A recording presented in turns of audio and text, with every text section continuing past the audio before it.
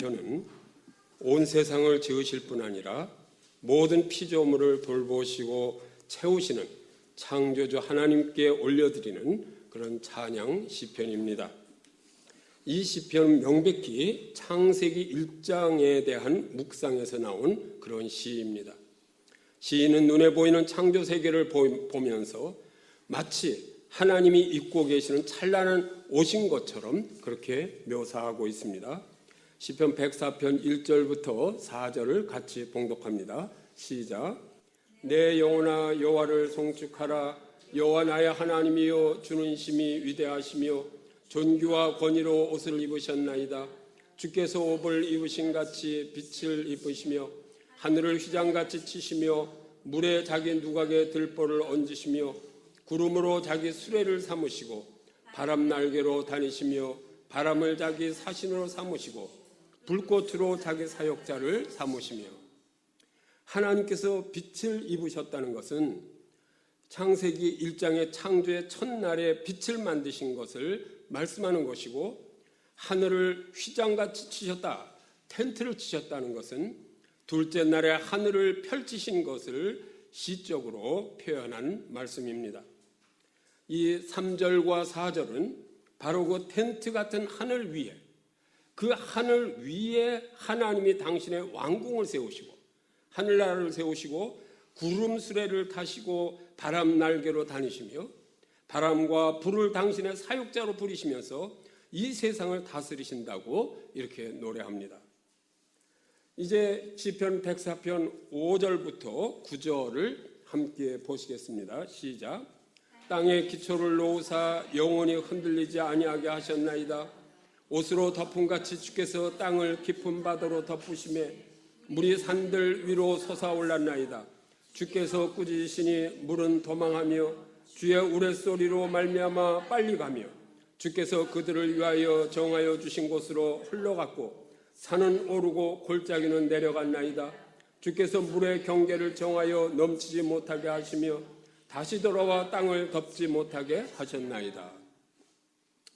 이 5절부터 9절에서는 앞부분에 1절과 4절에서 이제 천상의 영역과 그 천상에 만드신 그 영역과 대조적으로 땅의 영역을 다루고 있습니다. 원래 땅은 깊은 바다로 덮여 있었고 물은 높은 산보다 위에 있었습니다. 그러니까 물이 창일해 있었던 거예요. 하지만 하나님께서는 우레소리로 꾸짖으셨다 이렇게 표현합니다. 그 물들이 다시 골짜기로 흘러내려 정하신 장소까지 내려가서 머물게 하셨다는 것이죠. 즉 땅에 질서를 세우셔서 물이 경계를 넘어서 땅을 덮지 못하도록 하신 것입니다. 지구는 육지가 3분의 1이고 바다가 3분의 2가 되는 그런 경계를 만드신 것이죠. 이제 시편 104편 10절부터 18절까지는 이제 창세기 1장에서 넷째 날 이후에 창조하신 생물들과 사람들을 돌보시는 것을 이제 노래하는 시입니다. 하나님께서 창조하시고 질서를 세우신 그 땅을 하나님은 생물들이 뛰노는 정원으로 삼으셨습니다. 10절 같이 보시겠습니다. 시작. 여호와께서 샘을 골짜기에 솟아나게 하시고 산 사이에 흐르게 하사. 샘을 솟아나게 하셨어요. 골짜기에서. 그래서 생물들의 목마름을 해갈시켜 주십니다. 13절 보시겠습니다. 시작.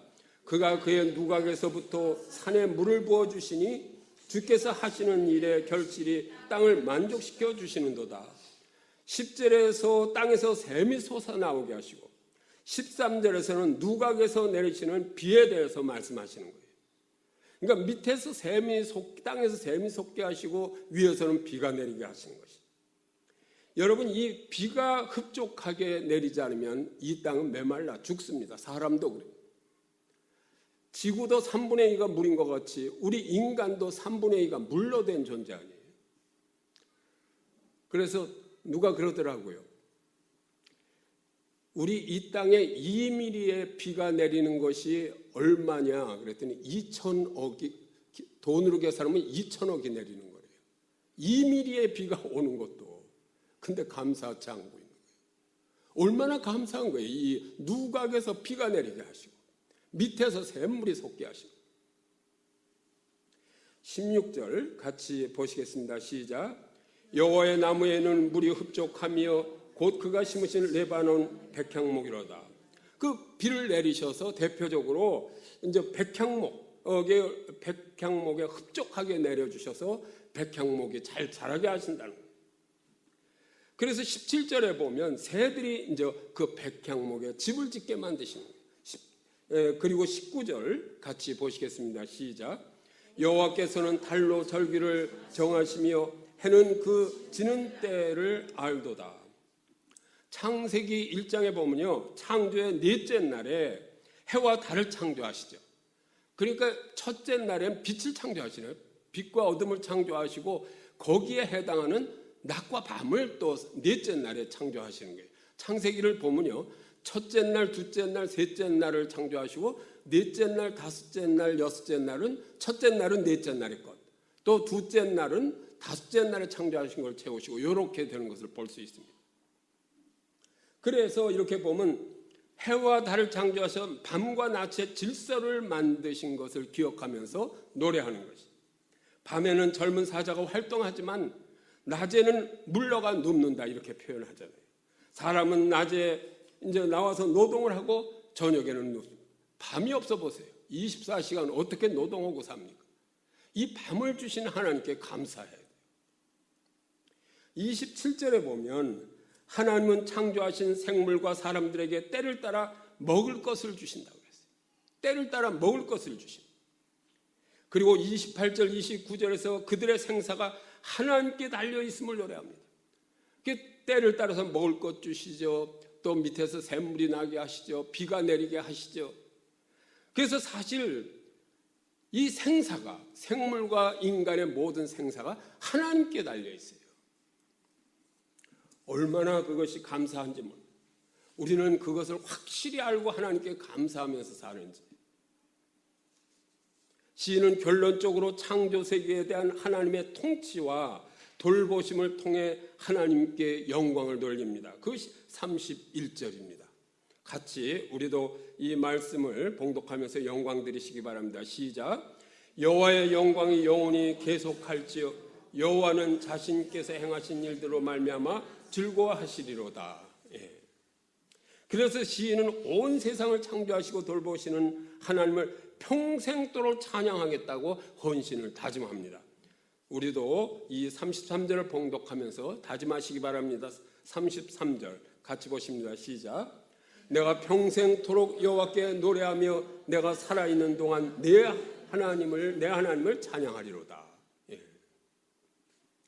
이 하나님을 찬양하지 않을 수가 없는 거예요. 하나님을 찬양하지 않으면 별 볼 일 없는 인생이 되는 것을 오늘 말씀드리려고 그래요. 하나님께서 말씀으로 천지 만물을 창조하셨습니다. 근데 여기서 하나님의 말씀을 인간들이 우리 안에 이런 말 정도로 이해하면 안 됩니다. 이 말을 지금 우리가 이해하는 게 너무 쉽게 말로만 생각하는 게 문제예요. 우리 사람이 하는 말도 얼마나 힘이 있습니까? 그러니까 힘이 있으니까 매스컴이 얼마나 지금 파워가 있는 거예요. 말이 엄청나게 힘이 있는 건데 그 말의 힘을 우리가 알지 못하고. 그래서 이 말씀은, 하나님의 말씀은 우리가 생각하는 그런 말 정도가 아닙니다. 이 하나님의 말씀은 단순히 말이 아니라 행동, 그 결과를 포함하는 말씀이에요.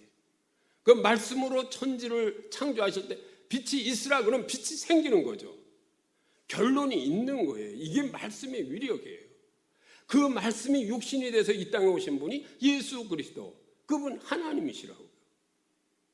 그래서 모든 세상의 만물 중에서 하나님의 형상을 닮은 인간에게만 뭘 주셨어요? 말할 수 있는 권리를 주셨잖아요. 얼마나 이것을 감사해야 돼요. 말은 못 해보세요. 말하는 동물이 있습니까 지금? 구약에서 예언자의 말씀도 말이죠. 인간들의 우리가 얘기하는 그냥 예언자, 어느 목사의 얘기 정도로 이렇게 하면 안 됩니다.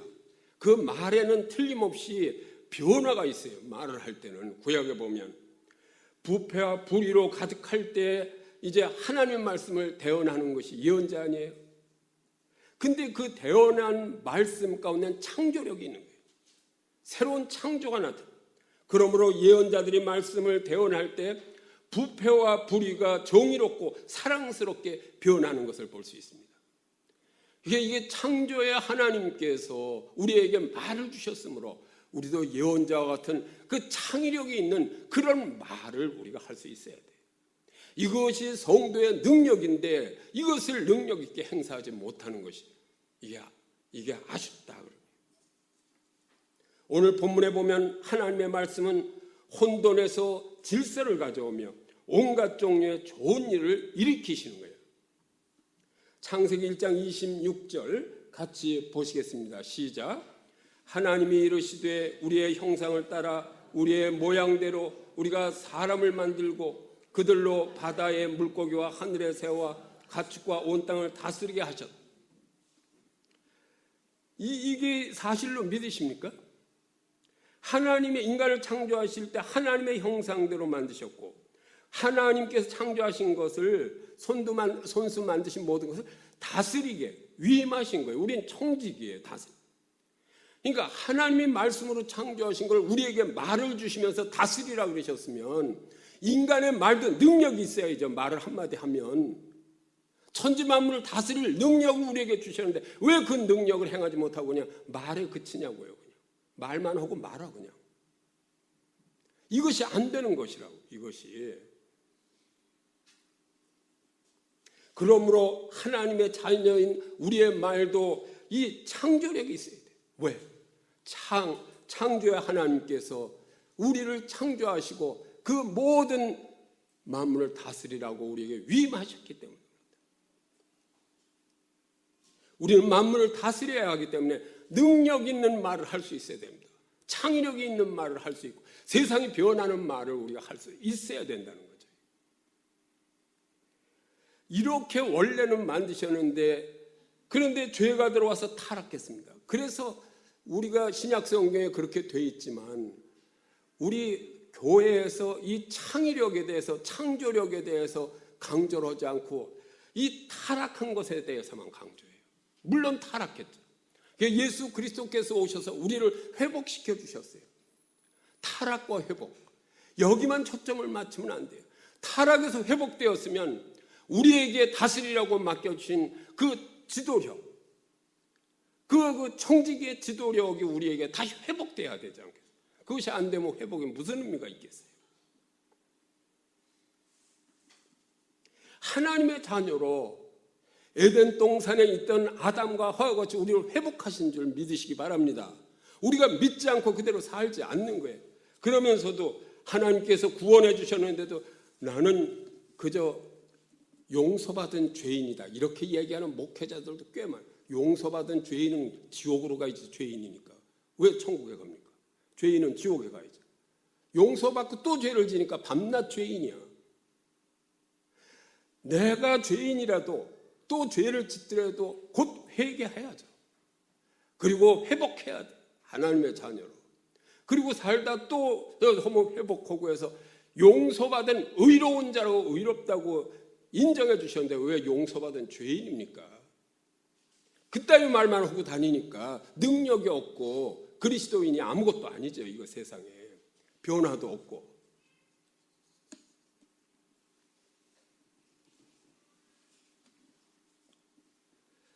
그래서 우리는 이걸 확실하게 알아야 돼요. 요한복음 1장 14절입니다. 우리 요한복음 1장 14절을 같이 봉독하시겠습니다. 시작. 말씀이 육신이 되어 우리 가운데 거하심에 우리가 그의 영광을 보니 아버지의 독생자의 영광이요 은혜와 진리가 충만하더라. 이걸 믿으십니까? 말씀이 육신이 되어 그 말씀이 하나님의 그 창조력이 있는 그 말씀이 육신이 되어 우리 가운데 거하셔. 우리 가운데 예수 그리스도 하나님이신 예수 그리스도께서 거하심에 우리가 그의 영광을 보니 아버지의 독생자의 영광이요 은혜와 진리가 충만하더라. 우리 마음속에 말씀이 육신이 되어 오신 그분의 영 성령 하나님께서 우리 가운데 거하신단 말이죠. 근데 왜 이것을 믿지 않고 밤낮 용서받은 죄인이냐 말이죠. 그 죄인 가운데 어떻게 하나님이 계셔요? 죄를 미워하시는데 말도 안 되는 소리들을 너무나 많이들 하고 있다고 지금. 그러니까 똑바로 믿으시기 바랍니다. 성경 말씀을 바로 보시고. 말씀 즉 예수 그리스도께서 우리 가운데 텐트를 치고 지금 거하시고 계시기 때문에 우리는 죄인이 아닙니다. 회복됐어요. 내 마음에 주님께서 좌장하고 계시기 때문에 우리는 능력 있는 사람으로 되어 있는데 이걸 부인하는 거예요. 용서받은 죄인이라고 부인하면서 밤낮 죄인으로 살 거예요. 그렇게 능력 없이 허덕거리다 그냥 세상에 그냥 이렇게 끌려다니다 살다 죽을 거예요. 그냥. 그렇기 때문에 나는 분명히 말씀드려요. 여러분들이 축복의 말씀을 하시면 축복이 임합니다. 믿으시면 아멘 하시기 바랍니다. 가정에서도 부모가 자녀에게 축복해야 돼. 밤낮 지 아들 딸이라고 얘 이 새끼야 나가 죽어라 그러면 그럼 나가서 죽죠. 그러면 배 타다 죽을지 저 비행기 타고 가다 죽을지 어떻게 알아. 말씀대로 이루어지는 건데 부모의 말이 어떤 말인데 왜 그런 말을 하면서 아들을 키워요. 자녀들을. 말도 안 되는 거예요. 이거는. 말이 얼마나 위력이 있어요. 이것이. 우리가 축복하면 축복이 임하는 것을 믿으시기 바랍니다. 그래서 우리 성도님들 간에도 될 수 있으면 저주나 어려운 말 하지 말고 축복의 말씀을 좀 골라서 하세요. 그러니까 성경 말씀을 보면서 축복의 말씀인가 좀 노트를 해가지고 그걸 우리 대화 가운데 좀 나올 수 있도록 좀 활용을 하자고요. 그래서 내가 그걸 한번 활용되다가 잊어버렸어. 내 대화 속에는 대화 10마디면 최소한도 5마디는 성경에 있는 말씀을 좀 섞어서 얘기하는 그게 성직자 아닌가 그랬는데 그게 안 되더라고요. 이게 저거돼요. 젊으신 분은 좀 그렇게 하면 아주 멋있는 인생을 살 것 같아요. 성경 말씀에 좋은 말씀만 섞어가면서 이렇게 해보세요. 저 사람 대단한 분이라고 아마 굉장할 거예요.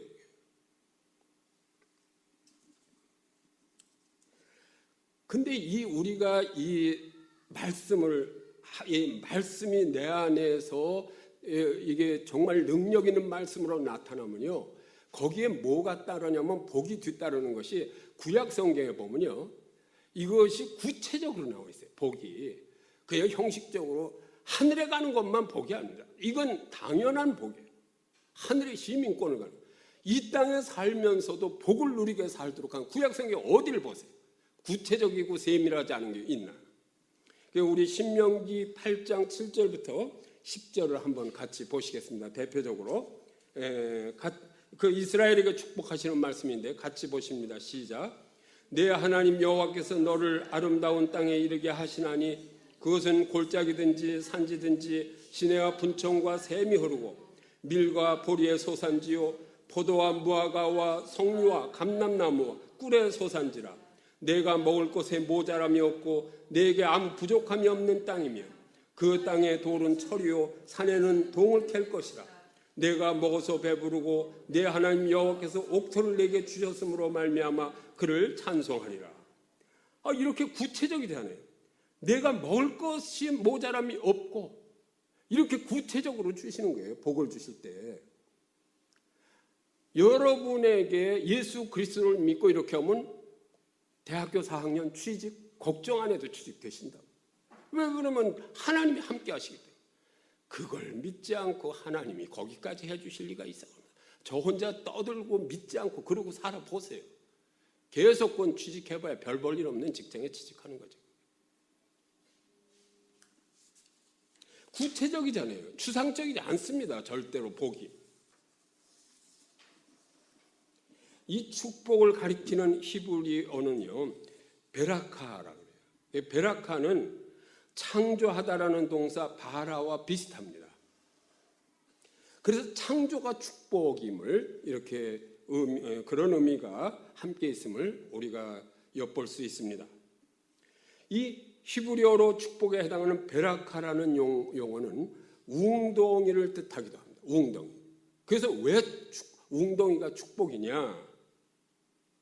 이 베라카는 웅덩이는 그 사막 지역이니까 사막의 낙타들의 휴식처로 사용하는 것이 웅덩이 아니에요. 그러니까 사막에 사는 유목민족에게 축복은 바로 저수지예요. 웅덩이를 만나는 것이 축복을 만나는 거예요. 그게 베라카예요, 축복. 실질적으로 웅덩이를 만나고 웅덩이에 고인 물을 만나게 하시는 것이죠. 우리 예수 믿는 사람들은 천국에 가니까 이 땅에서는 거지같이만 살아도 되느냐? 그게 아니라고. 거지 같은 말만 하고 있으니까 거지로 사는 거예요. 축복의 말씀을 아멘으로 받아들이고 창의력 있는 그런 말을 이렇게 서로 주고받으면 여러분 이 땅에서도 이 구약에 있는 말씀과 같이 구체적으로 우리의 필요한 것들을 채워주시는 그 하나님을 믿으시기 바랍니다. 그래서 성도 여러분, 이 아름다운 계절이 오지 않았습니까? 봄이 오고 또 여름을 맞이하면서 이 하나님의 말씀을 항상 암송하시기 바랍니다. 지난주에도 말씀드렸지만, 그래서 여러분 안에 텐트를 치고 계신 성령 하나님, 여기에 여기 성막이 있는 거예요. 이게 그 성전이라고 하셨잖아요. 이 성막에 계신 하나님의 기쁨을 드려야 돼요. 그리고 나는 그냥 용서받은 죄인이 아니라 나는 하나님을 모시고 다는 의인이다. 이걸 분명하게 우리가 깨닫고 그대로 믿고 살아야 돼요. 그렇지 않으면 의미가 없습니다. 그래야 이 땅에서도 믿고 복을 받아야 죽어도 죽는 것이 아니라 영원히 천국에서 사는 것이죠. 이 땅에 보이는 것도 믿지 않으면서 보이지 않는 것도 어떻게 믿겠어요? 그러니까 믿지 않고 가다간 지옥으로 가는 거죠. 그래서 여러분들이 이 믿음을 가지고 내 안에 텐트를 치고 계신 하나님, 예수 그리스도의 영, 성령님께서 계시기 때문에 내가 말하는 건 축복의 말이 지금 나가는 것이다. 이렇게 분명히 좀 깨닫고 새로운 그런 삶을 사시기 간절히 바랍니다. 이 창조력이 대단한 것입니다. 어느 책에 보니까 호밀 한 알이 넉 달 만에 뿌리가 얼마나 몇 메터나 자라겠어요. 내가 깜짝 놀랐어요. 넉 달 만에 뿌리가 600km가 자란대요. 600m가 아니라 600km. 호밀 한 알이. 그 다음에 140억 뿌리가 그렇게 자라고 뿌리털이 140억 개가 자랄 수 있다고 합니다. 그리고 흙 16 큐빅 센티미터 속에 있는 이 뿌리털 길이가 얼마냐면 도합 9,600km라는 거예요. 이거 뭐 과학자들이 얘기한 거니까 이거 확실하게 믿어야죠. 이 호밀 한 알이 이렇다면은 이 천지 만물을 창조한 그 하나님의 능력, 그 말씀의 능력이 얼마나 대단한 것입니까? 이게 호밀 한 알이 이런데 이렇게 만드셨는데 우리 인간은 얼마나 더 세밀하고 얼마나 더 엄청나게 우리를 만드셨겠어요. 우리 뇌 조직이라든지 이런 게 엄청나게 우리를 만드셨는데 우리는 나는 용서받은 죄인이라고 하면서 비리비리 살고 있으니 얼마나 하나님이 안타깝게 여기시겠어요.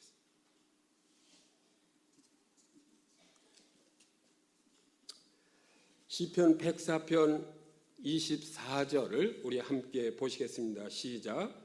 여호와여, 주께서 하신 일이 어찌 그리 많으신지요. 주께서 지혜로 그들을 다 지으셨으니 주께서 지으신 것들이 땅에 가득히니이다. 오늘 본문 24절에 이렇게 말씀하시는 거예요. 여호와여, 주께서 하신 일이 어찌 그리 많으신지요. 이러면서 주님께서 하신 일을 천지 만물을 창조한 하나님을 찬양해야 돼요. 이 시편 104편의 시인만 찬양하는 것이 아니라 우리도 날마다 주님을 찬양해야죠. 나를 만드신 나를 이렇게 보면서 나 이렇게 만드셨다니 얼마나 감사합니까? 여러분 손가락 하나가 없어졌다 그래 보세요. 여기 손가락 하나가. 근데 손가락 하나를 없어졌는데 1억이면 그걸 이렇게 자기 손가락 만들 수 있을까요? 1억 주고? 못 만들잖아요. 눈 하나가 빠져 없어졌어요. 교통사고 나서 눈 하나 빠져 없으면 1억을 주는지 몰라도 1억 가지고 눈 하나 만들겠어요? 100억을 가져도 못 만들어요. 이 심장이 뛰는데 이거 생각을 해보세요. 심장이 120년을 뛰면은 매일 얼마나 뛰는데 그런 심장 하나를 만들어서 여기다 끼려면 그거 1,000억을 줘도 못 만들어요. 그런 심장은. 그러니까 여러분의 존재 가치는 1조가 넘어. 내가 계산해 보니까. 근데 왜 그렇게 형편없게 취급을 해요, 자기를? 얼마나 귀한 존재인데 이것을. 이게 죽어서 그냥 뭐 다 갈아가지고 하면 뭐 한 5만 원어치밖에 안 되죠. 뼈다귀 값이 얼마 뭐 이렇게 치면. 죽으면 5만 원어치밖에 안 되지만 성령 하나님이 함께 하시는 여러분의 육신은 1조가 되는 그런 육체를 주셨는데도 감사하지 않고 찬양하지 않고 살아요? 왜 그러냔 말이죠. 산과 바다, 나무와 꽃, 아침과 저녁, 내 몸 누가 만드셨는가?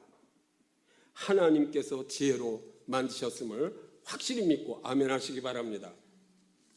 그래서 인도의 신 타고르는 1913년 기탄잘리, 찬송을 헌정함이라는 이 작품으로 노벨상을 받았습니다.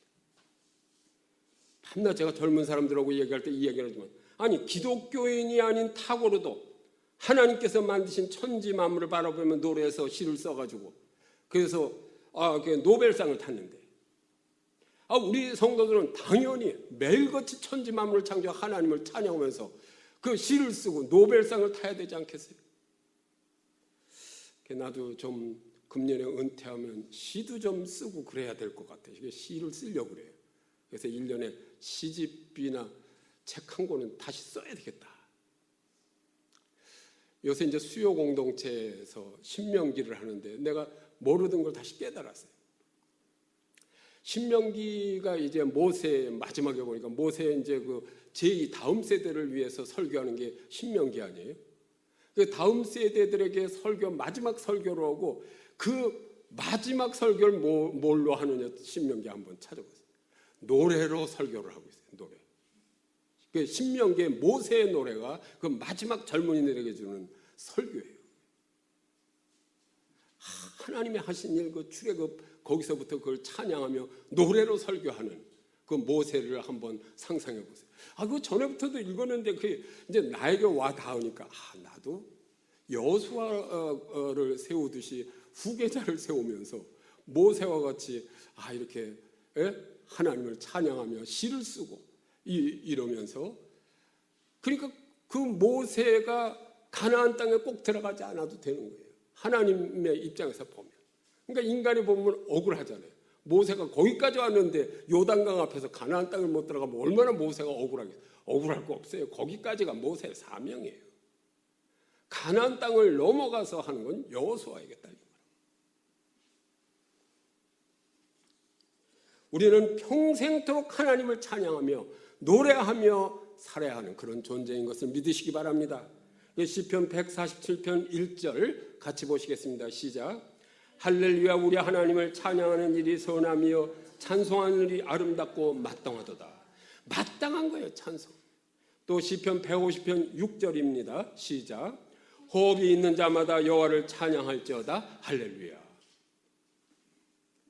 하나님은 호흡이 있는 모든 인생, 불신자를 포함한 모든 인생이 여호와께 찬양함이 마땅하다고 이렇게 선포하십니다.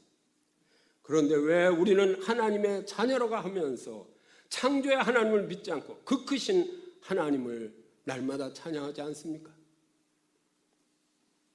찬양함이 마땅한데 찬양하지 않기 때문에 축복을 받지 못하고, 자기도 받지 못하고 자기 주위에 아주 이렇게 축복을 받아야 할 사람들이 축복을 받지 못하는 삶을 사는 것입니다. 그래서 폴 트루니에는 우리의 영혼을 그리스도에게까지 가져가서 치유받게 하는 데는 역시 찬양의 힘만큼 위대한 것은 없다, 이렇게 말하고 있습니다. 찬양의 힘만큼 위대한 것은 없습니다. 그러므로 우리는 말씀과 찬양으로 하나님께 가장 가까이 접근할 수 있는 것이, 특히 찬양으로. 그래서 갈라디아서 2장 20절을 우리 같이 보시겠습니다. 시작.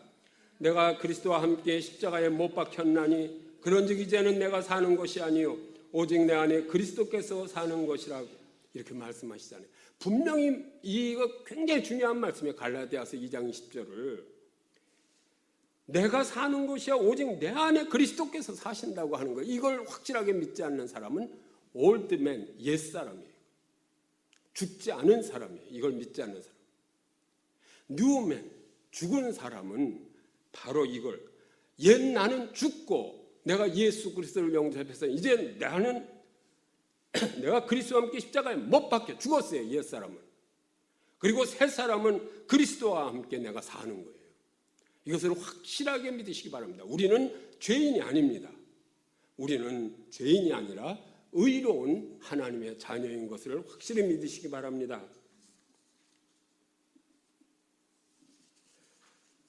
그래서 우리는 이렇게 회복되어 있고 하나님의 자녀, 내 안에 그리스도께서 사시기 때문에 우리의 말도 하나님의 형상을 닮았기 때문에 하나님의 말씀을 닮았기 때문에 창의력이 있습니다. 그리고 우리가 말하면서 생각하는 것도 창조력이 있어요. 창의력이 있어요. 그래서 우리도 새로운 것을 만들어낼 수 있고 새로운 것을 시도할 수 있고 새로운 일을 할 수 있어요. 성도 여러분, 제 책에도 이거 써 있는 거지만 산천초목을 보세요. 이제 봄에 겨울에 저 얼어붙은 눈 덮인 흙더미 속에서 겨울에 그 산천초목을 보면 아주 꽝꽝 얼어붙었는데 거기서 새싹이 나올 것 같았습니까? 아무것도 없는 것 같고 아무것도 나올 것 같지 않고 다 죽은 것 같았는데 그러나 봄이 되니까 그 안에서 생명이 있었던 것을 알 수 있잖아요. 그 두꺼운 동토가 녹아지면서 그 두꺼운 땅을 뒤치면서 싹이 나오지 않습니까? 그 아무것도 아닌 것 같은 싹이 나오죠. 그리고 꽃을 피우잖아요. 그것이 힘이에요. 그것이 힘이에요. 그 아무것도 아닌 조그만 씨알 같은 것에도 그런 동토를 뚫고 나오는 힘을 주셨는데 이 천하 만물을 다스릴 우리에게 그 힘을 안 주셨겠어요? 왜 믿지 않느냐 말이죠. 그래서 사람들은 요새 TV를 보면 뭐 먹는 것이 그렇게 많이 나오더라고요.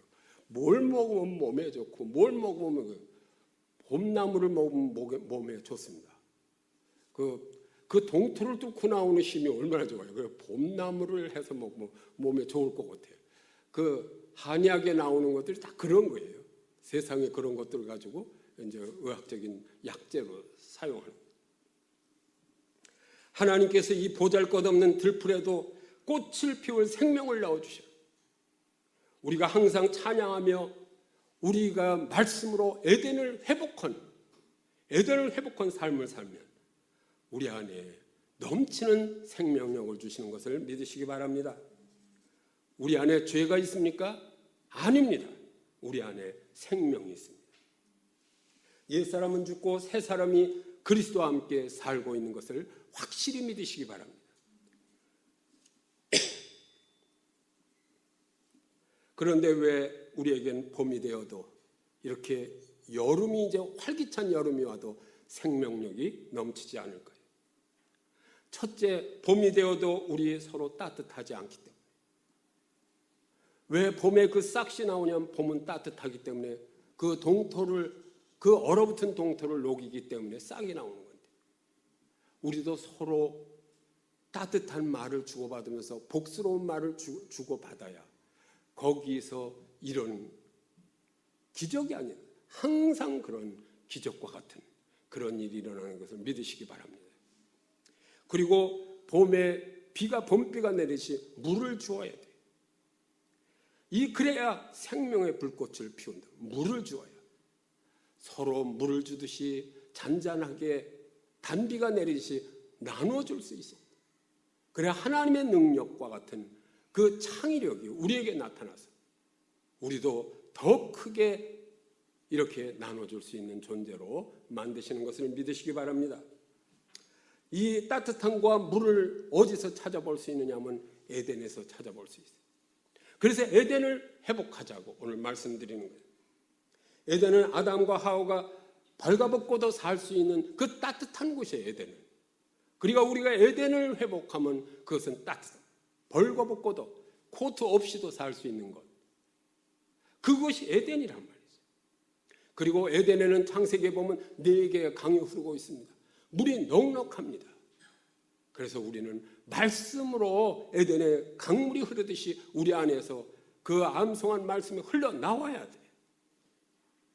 따뜻함과 말씀이 흘러나오는 그런 에덴을 회복하실 때, 그런 우리 안에 그 생명력이 넘치는 창조력이 우리 안에서 있어서 우리가 말할 때 그것이 복으로 나오는 것을 확실하게 믿으시기 바랍니다.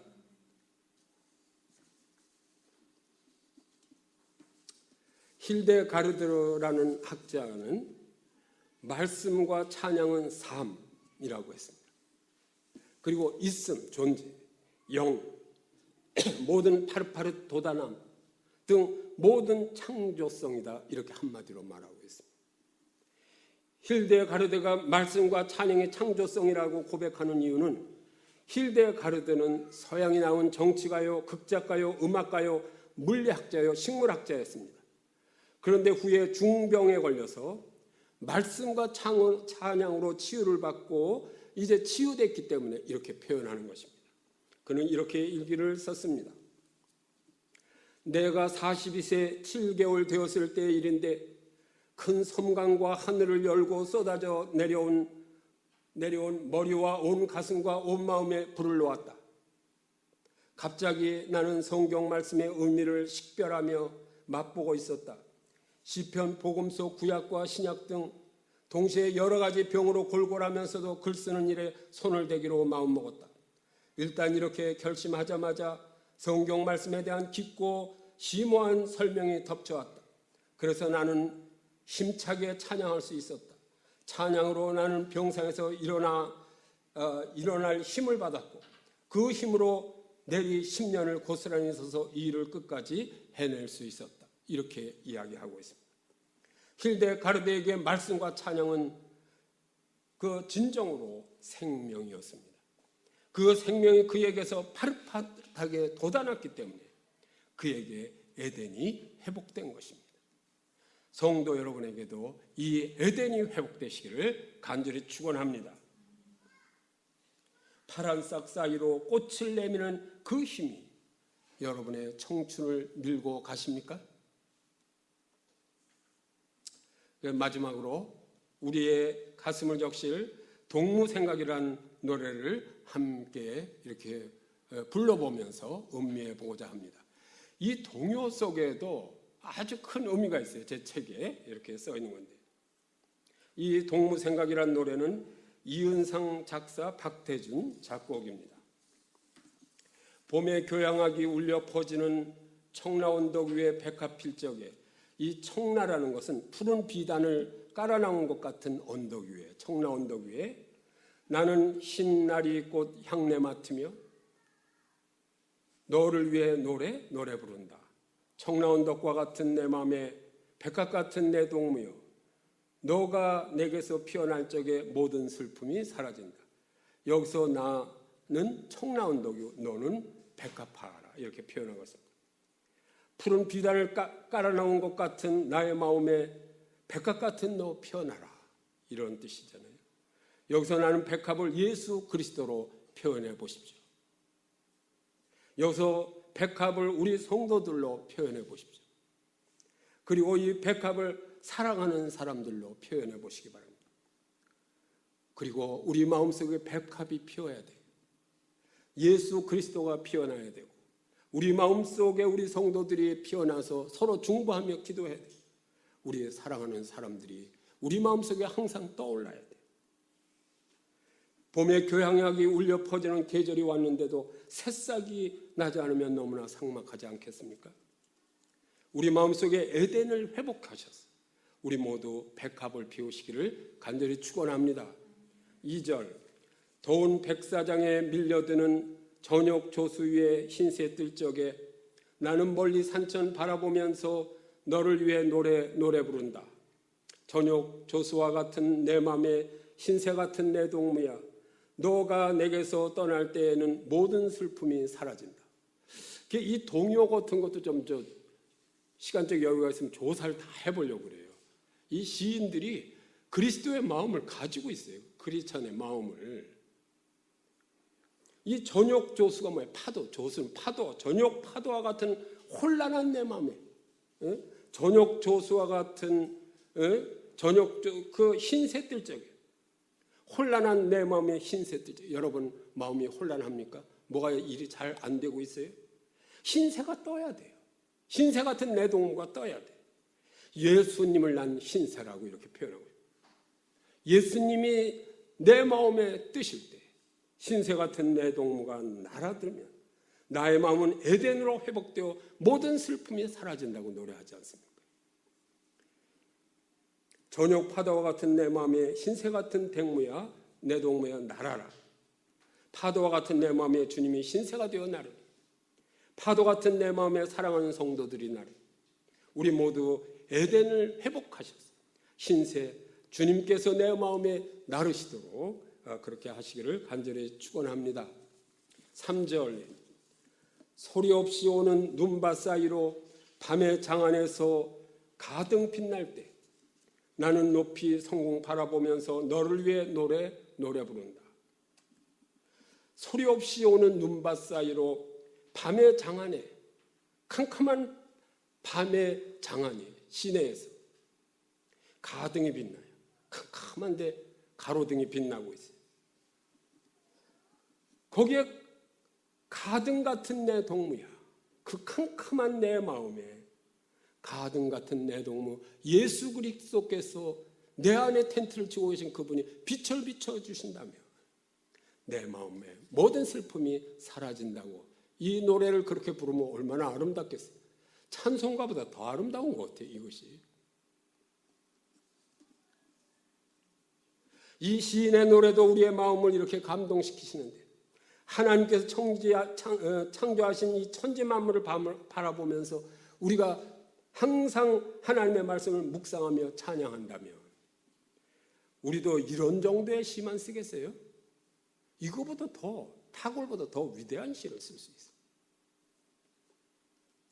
봄에 교향하게 울려 퍼지는 에덴을 찬양과 말씀으로 회복하시기를 간절히 축원합니다.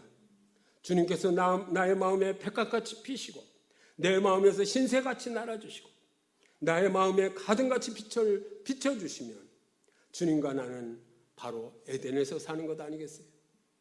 주님의 말씀이 축복의 말씀이라면 우리의 말도 축복의 말이 될 것입니다.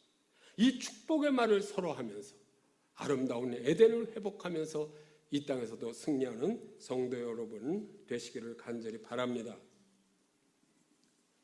봄에 교향하게 울려 퍼지는 이 비단같이 깔아놓은 그 언덕과 같은 여러분의 마음 되시기를 바라면서 이제 같이 우리 1절을 함께 노래해 보겠습니다. 봄에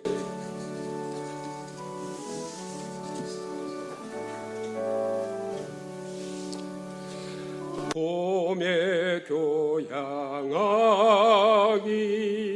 울려 퍼지는 정라 언덕 위에 백합 필 적에 나는 흰 날 입고 향내 맡으며 너를 위해 노래 부른다. 정나 언덕과 같은 내 맘에 백합 같은 내 동무야 너가 내게서 피어날 적에 모든 슬픔이 사라진다. 2절 보면 더운 백사장에 밀려드는 높은 파도와 같은 여러분의 그 어려운 마음 위에 창조주 주님께서 흰새가 되어 여러분의 마음을 날아다닐 것을 확실하게 믿으면서 우리 성도님들과 주님께서 너를 위해 노래 부르는 것을 확실히 믿으면서 2절을 같이 부르면 우리의 모든 슬픔이 사라질 것입니다. 2절 같이 불러보시겠습니다. 시작. 더운 백사장에 밀려드는 저녁 조수 위에 흰새 뜰 적에 너는 멀리 산천 바라보면서 너를 위해 노래 부른다. 저녁 조수와 같은 내 맘에 흰새 같은 내 동무야, 너가 내게서 떠날 때에는 모든 슬픔이 사라진다. 3절 보면 소리 없이 오는 눈밭 사이로 밤의 장안 같은 내 마음에 성도들이 가로등되어 빛날 때 주님께서 빛이 되어 주실 때 우리 성도님들과 주님께서 또 여러분 당신을 위해 노래 부를 것입니다. 우리 3절 같이 부르십니다. 시작. 소리 없이 오는 눈밭 사이로 밤의 장 안에서 가득 빛날 때 나는 높이 성공 바라보면서 너를 위해 노래 부른다. 밤의 장안과 같은 내 맘에 가득 든 내 동무야, 너가 내게서 빛날 때에는 모든 슬픔이 사라진다. 봄의 교향하게 울려 퍼지는 에덴을 회복하시기를 간절히 축원합니다. 같이 기도하시겠습니다. 할렐루야. 거룩하시고 감사하신 아버지 하나님, 천지 만물을 창조하시고 우리 인간들에게 다스리라고 말씀하셨지만 아버지 하나님, 인간이 아버지 하나님 주님의 말씀에 순종치 않고 불순종함으로 아버지 하나님 죄의 나락으로 타락했나이다.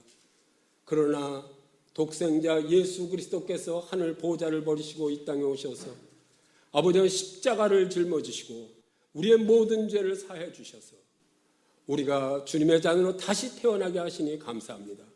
아버지 하나님, 우리를 이렇게 회복시켜 주셨사오니 주님께서 우리에게 맡겨주신 사명을 다시 깨닫고 천지 만물을 다스리는 아버지 그 능력을 회복시켜 주시옵소서. 우리 주 예수 그리스도의 이름으로 기도드리옵나이다. 아멘.